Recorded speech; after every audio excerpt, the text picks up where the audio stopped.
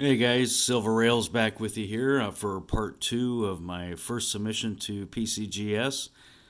Part one, I covered the first 7 coins of a 13 coin submission, so on this one we'll go through the last 6.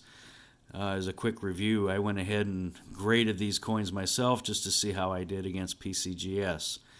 So moving on to the next group here, we'll start off with a Barber quarter. This is the 1896S. Now this one is a key date in that series. So as you can see, it's very well circulated, very well worn, not that great a shape.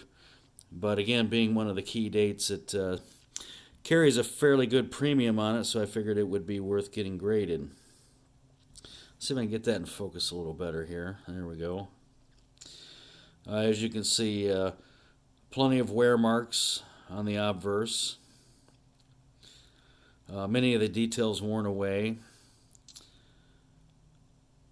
Here we'll take a look at the reverse here.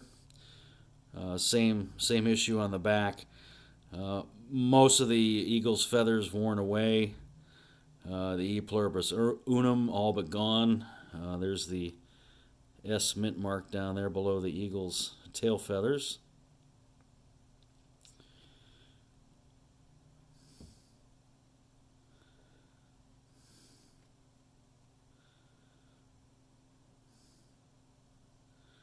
Now this one here, I was hoping to get a G06 grading. So let's see what PCGS came up with. G04. I'm not really surprised. I was really hoping to get a 6 on this one. But again, not surprised to see that coming at a 4. Even at a low grade, though, the 1896S Barber quarter still carries pretty decent value. At this grade, it's probably still about a $450 to $550 coin. So not a bad piece.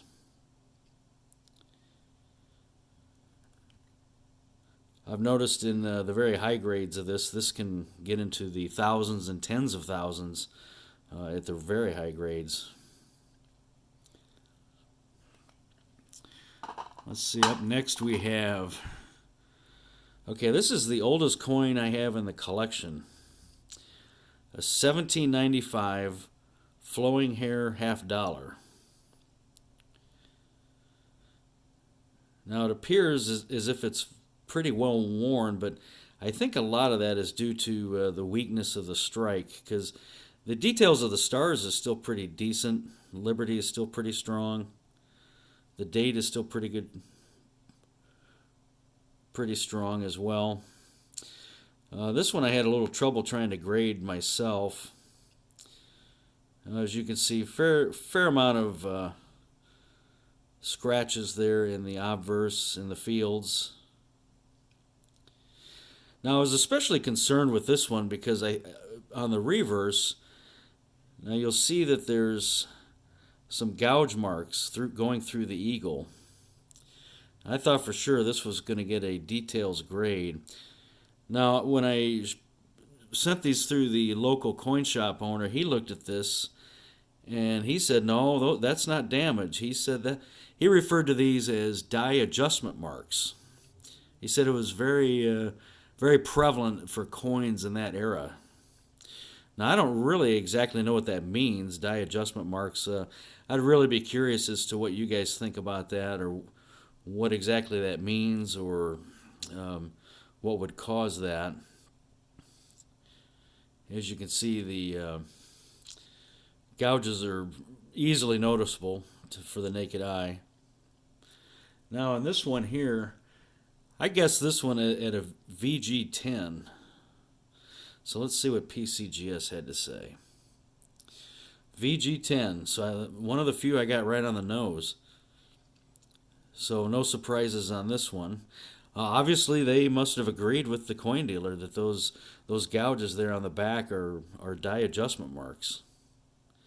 So they did not give this a details grade. So I was pretty satisfied with that. There we go. Now to VG10, this particular coin, it goes for anywhere around $1,100 to $1,500. 1795. So let's see, that would make that 225 years old. Amazing. Next up, we have a 1817/3 capped bust half. Now this is a variety of the 1817. You can see the 7/3. Now it's not a super rare coin, but it does carry a little bit of a premium with that variety. As you can see, the toning is a little odd. It's not what I'd call super attractive or anything. But the details are still very very nice on this. Pretty sharp. Again, I was a little worried that this might have gotten a corrosion grade on this one. Again, very odd coloring to it. Stars are still pretty sharp. Liberty's still very readable, nice and sharp. Let's see on the reverse. Let's take a look. Eagle's feathers are still nice and sharp, and the shield also still nice and sharp.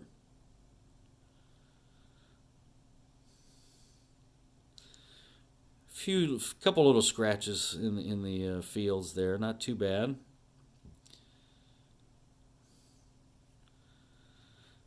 So 1817/3. Let's see here. I guess this one at VF35.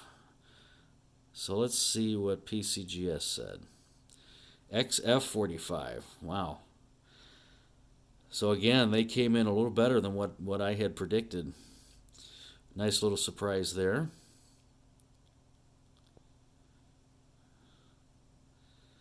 So at an XF45, that would put this between $1,400 and $1,800.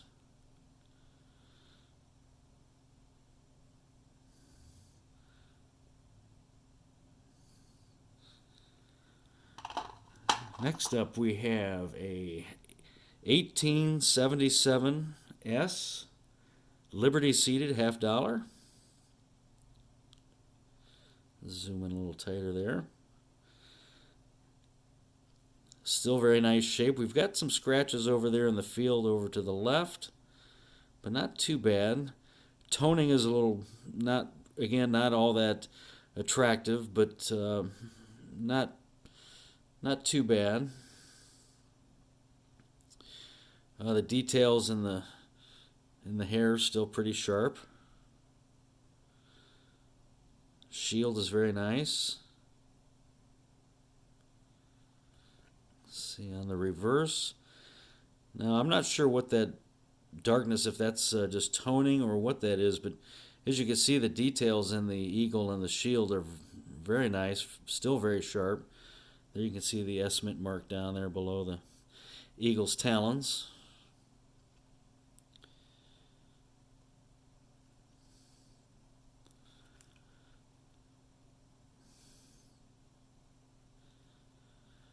So let's see, 1877S.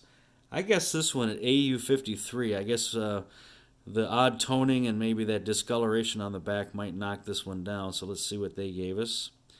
MS63. MS63. So again, my notions of becoming a PCGS coin grader, I think, are out the window, and that's probably a good thing. If I was, you guys would probably be very disappointed at some of the grades that I would hand out. Again, I took a kind of a very conservative or stingy view of my own coins here, I guess, to not be too disappointed with whatever I got coming back. But at Mint State 63, this puts this coin at about $650 to $850 value.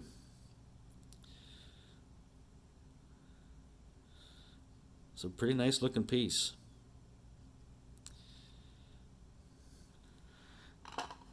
Next coin we have is a 1892 Barber half. Let's see if we can get, there we go.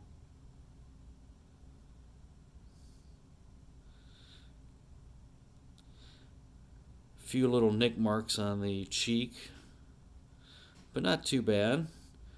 As you can see, the Liberty is still nice and sharp. Stars are still nice and sharp. A couple little dings down on the neck, but nothing too bad. Again, the toning is not that great. I think these coins may have been stored in coin envelopes many years or decades ago, so I think the toning on this was a little different than what you're used to seeing. Details on the back or on the reverse, still very sharp. E pluribus unum, still very sharp.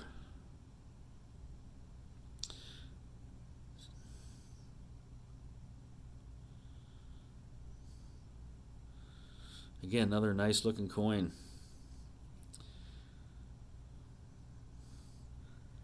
So on this one, I guessed AU55. So let's see what PCGS came up with. AU58, okay, so I wasn't too far off on this one.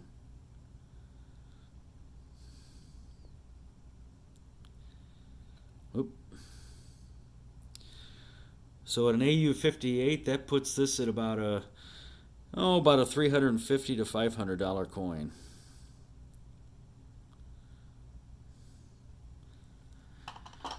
Last coin for this group here, we have a 1895 O Barber half.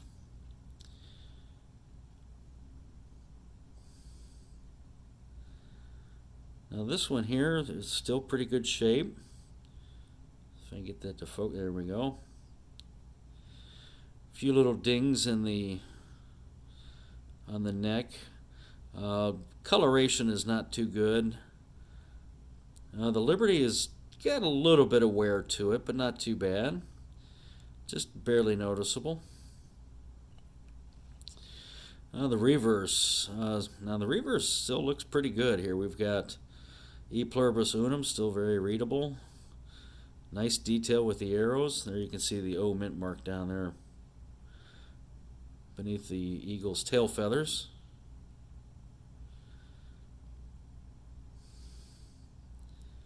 Details on the shield still very sharp.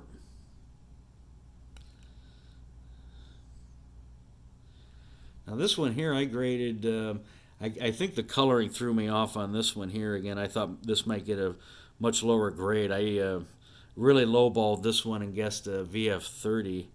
Let's see what they gave, AU55. So yeah, again, didn't do so well, but again, not so well in a good way, so that the grades actually came in quite a bit higher than what I expected. So another nice little bonus on this one. So at AU55, that puts this at about a $450 to $650 coin.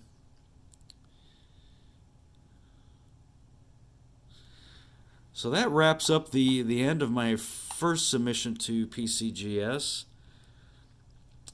Now, in the near future, I'm going to do a part 3 of this as well for the second submission. I wound up gathering up a few more coins to send in. I have not got those back yet, so stay tuned, and here in the coming weeks or month or so, I will have another video posted for what would be part 3.